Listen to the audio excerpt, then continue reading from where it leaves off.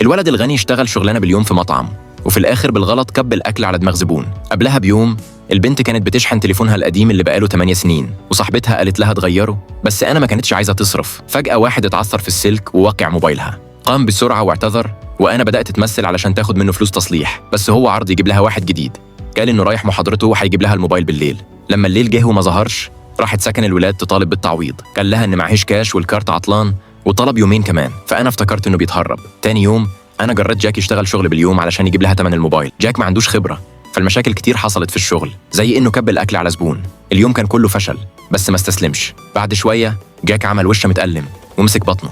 أنا افتكرت إنها ضغطت عليه واتكسفت شوية، بس برضه ما خلتوش يرتاح. بعد الشغل ادالها كل أجره، وبعد خطوتين وقع من الوجع. في الإسعاف أنا افتكرت إنه بسبب الشغل، بس في المستشفى اتصدمت. جاك ما دخلش الحمام أسبوع علشان ما بيحبش يشرك حد في دورة المي في السكن. خرجوا 4 الفجر وأنا دفعت الأجر كله وكملت من جيبها. جاك وعد يرجع الفلوس وهي ما اهتمتش. ما كنتش عارفة إنه قريب جدا هتعرف حقيقته. وفي الآخر أنا استنيت ساعتين لأول أتوبيس علشان توفر فلوس التاكسي. وبالمناسبة هو فعلا كانت شاشتك مكسورة من الأول.